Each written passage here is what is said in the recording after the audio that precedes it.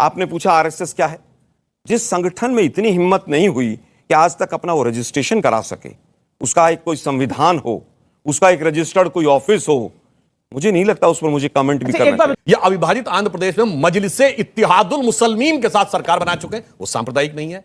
बंगाल में पीरजादा अब्बास सिद्दीकी फुरफुरा शरीफ के गद्दी नशी के साथ चुनाव लड़ चुके हैं, वो सांप्रदायिक नहीं है। इनकी नजर में आईएसआईएस और पाकिस्तान के झंडे दिखना देश की सुरक्षा के लिए खतरा नहीं है। इनके लिए जाकिर नायक शांति का मसीहा है, हाफिज साहब है, ओसामा जी है, इशरत बेटी है। दोस्तों नमस्कार, आप सभी का स्वागत है और आप देख रहे हैं एसके डिबेट। दोस्तों, राहुल गांधी ने अमेरिका में भारतीय कम्युनिटी को संबोधित करते हुए बोला है कि भारत में दलितों, अल्पसंख्यकों और सिखों पर अत्याचार हो रहे हैं और उन्होंने मुस्लिम लीग को सेक्युलर बताया, जिसको लेकर बीजेपी कांग्रेस पार्टी पर हमला बोल रही है। तो दोस्तों, आज की डिबेट वीडियो इसी मुद्दे पर होने वाली है। बीजेपी की तरफ से सुधांशु त्रिवेदी जी हैं और आलोक शर्मा कांग्रेस पार्टी की तरफ से हैं। दोस्तों, वीडियो बहुत शानदार होने वाली है। आपसे अनुरोध है वीडियो को अंत तक जरूर देखें। वीडियो पसंद आए तो लाइक करें, शेयर करें, कमेंट करें और मेरे चैनल को सब्सक्राइब करें। चलो दोस्तों, ओरिजिनल वीडियो स्टार्ट करते हैं। चलिए शुरू करते हैं। बाबा साहब अंबेडकर का नाम बहुत लेने लगे हैं आजकल ये लोग, बता रहा हूं। उनकी किताब है पाकिस्तान अथवा भारत का विभाजन, पेज नंबर 104 105 पे जाके पढ़िए। उन्होंने लिखा है कि इस्लाम के लिए भाईचारा एक बंद कंपार्टमेंट है, जहां सिर्फ इस्लाम के अंदर वालों के लिए भाईचारा है, बाहर वालों के लिए नफरत और हिकारत है। सुनिए अब आरएसएस, अरे भाई इस्लाम के बारे में आरएसएस के बारे में बाबा साहब क्या बोला, कोट करिए, अब इत्मीनान से जवाब सुनिए। कहां लिखा है? मैंने किताब कोट करके बोली, हवा मत बोलिए। मुस्लिम पर्सनल लॉ बोर्ड कम्युनल है? नहीं, मुझे नहीं पता कम्युनल है, मैं तो आपसे पूछ रहा हूं। मैं पूछ रहा हूं आपसे, मुझे केवल ये बता दीजिए कि अगर हिंदू कोड बिल हिंदुओं के लिए सारी परंपराएं अलग हैं और हिंदुओं में ट्राइबल्स के लिए अलग हैं, तो क्या कम्युनल हो गया? ठीक है Sudhanshu, 15 second Hindu code bill आऊंगा आपके पास। भाई आप जाके चेक करिएगा, यही जो मोहम्मद इस्माइल थे, इंडियन यूनियन मुस्लिम लीग के पहले अध्यक्ष, पूर्ववर्ती जिन्ना के शिष्य, इन्होंने हिंदू कोड बिल भी लाए थे नेहरू जी, और मुस्लिम पर्सनल लॉ बनवाया इंदिरा जी ने, और दोनों ही इनको नजर नहीं आते। पर उन्होंने मार्च 1954, शायद 10 या 11 मार्च की, जाके डिबेट निकाल के देख लीजिए राज्यसभा में, यही मोहम्मद इस्माइल बोलते हैं हिंदू कोड बिल पर बोलते समय कि मैं नेहरू जी का बहुत आभारी हूं कि उन्होंने इस कोड बिल में मुसलमानों को अलग रखा है। तो हमारी जो शरिया के हिसाब से रवायतें हैं उनका उन्होंने सम्मान किया है, हमारा अलग तरीका बना रहना चाहिए, इसके लिए हम उनके शुक्रगुजार हैं। बिल्कुल। मुझे लगता है कि 1991 में इस मुस्लिम लीग जिसकी हम बात कर रहे हैं, जिसको बजरंग दल और बजरंग बली की जिस तरह से एक बना दिया था बीजेपी ने, इसी तरह से पुरानी वाली मुस्लिम लीग और इसको एक बना रहे हैं। अच्छा। आईएसआई तो पठानकोट में जांच करने आई थी, तो बहुत बड़ी देशभक्त हो गई। और आईएसआई के लोग जब यहां पर पठानकोट से वापस गए तो उन्होंने कहा कि नहीं, यहां पर जो भी कुछ हुआ वो भारतीय फौजियों ने किया, तो वो मास्टर स्ट्रोक था अमित शाह जी का। देश को उलझाइए मत इन चीजों के अंदर। अच्छा। आज देश पूछ रहा है मणिपुर क्यों जल रहा है, देश पूछ रहा है जो पहलवान बेटियां बैठी हैं उनका क्या होगा, कब होगा, पॉस्को एक्ट में वो व्यक्ति बाहर क्यों है। आप लोग तमाम नॉन इश्यूज को इश्यूज बनाते हैं। आपने पूछा आरएसएस क्या है। जिस संगठन में इतनी हिम्मत नहीं हुई कि आज तक अपना वो रजिस्ट्रेशन करा सके, अच्छा, उसका एक कोई संविधान हो, उसका एक रजिस्टर्ड कोई ऑफिस हो, मुझे नहीं लगता उस पर मुझे कमेंट भी करना चाहिए। तुमसे ना हो पाएगा। कहा जाता है कि दिमाग 7वें आसमान में पहुंच गया, राहुल गांधी 7 समंदर पार जाते हुए पता नहीं दिमाग कौन से कोने में पहुंच जाता है। अब इनके लिए बताना चाहते हैं किस संदर्भ में बात आई। संदर्भ यह था कि भाजपा सांप्रदायिक है।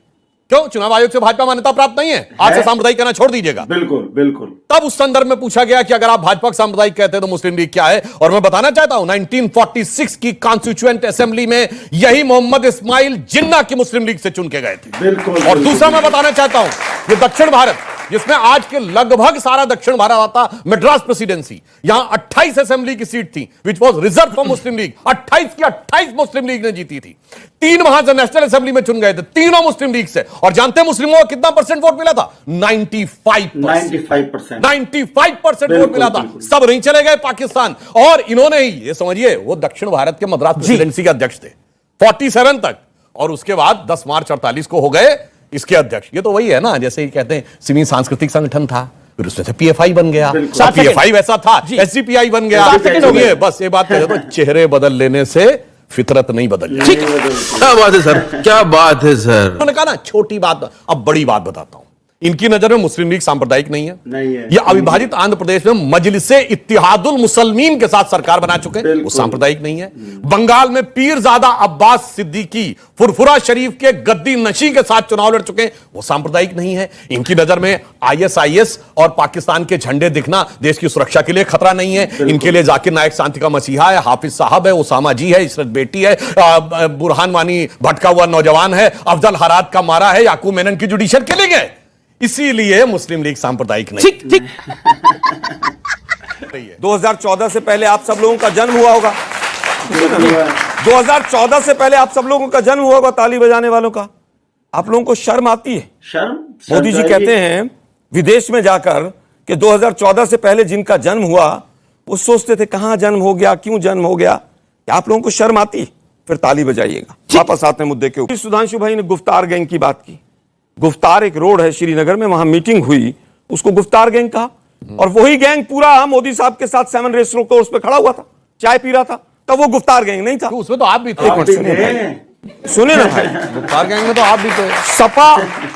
सपा के साथ बनाई सरकार, बसपा के साथ बनाई, नेशनल कॉन्फ्रेंस के साथ सरकार बनाई, पीडीपी के साथ सरकार बनाई।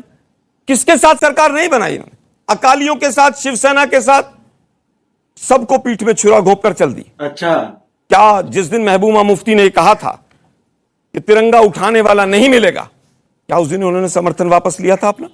वो उसके बाद कहा था। उसके पहले कहा था। के बाद कहा है। सरकार गिरने से चेक करिए। 7 महीने अरे छोड़िए 7 महीने पहले सरकार गिरने की स्टेटमेंट आई थी, लेकिन उन्होंने वापस नहीं लिया। डेट चेक करके दे दूंगा मैं आपको। मैं भुगतूंगा उस चीज को अगर ऐसा है। वैसे एक मैं टेक्निकल वापस पॉइंट कहना चाहता हूं। ठीक है अब सुनिए, मैं केवल ये कहना चाहूंगा, पहले की मुस्लिम लीग अलग थी, उसके साथ भाजपा के लोगों ने संगठन पूरी तरह से मिलाया, सरकारें बनाई। वर्तमान की मुस्लिम लीग के साथ भी किया। अटल बिहारी वाजपेयी जी ने उसके मंत्री को भेजा भी, आज तक उसकी मान्यता भी है। भाई मजा आया।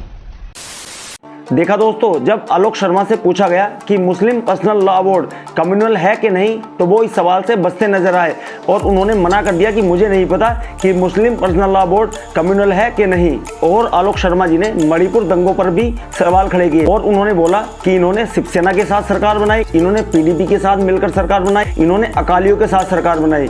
वहीं सुधांशु त्रिवेदी जी ने बोला कि इनकी नजर में मुस्लिम लीग सेक्युलर है। ये आंध्र प्रदेश के अंदर मजलिसे इत्तेहादुल मुस्लिमीन के साथ मिलकर चुनाव लड़ चुके हैं, वो सांप्रदायिक नहीं है। ये बंगाल में फुरफुरा शरीफ के साथ मिलकर चुनाव लड़ चुके हैं, वो इनकी नजर में सेक्युलर है। तो दोस्तों, आपका राहुल गांधी के दिए गए बयानों पर क्या कहना है, कमेंट सेक्शन में कमेंट करके बताएं। और अगर वीडियो पसंद आई हो तो लाइक करें, शेयर करें, कमेंट करें और मेरे चैनल को सब्सक्राइब करें। चलो दोस्तों, मिलते हैं अगली वीडियो में। जय हिंद, वंदे मातरम, जय श्री राम।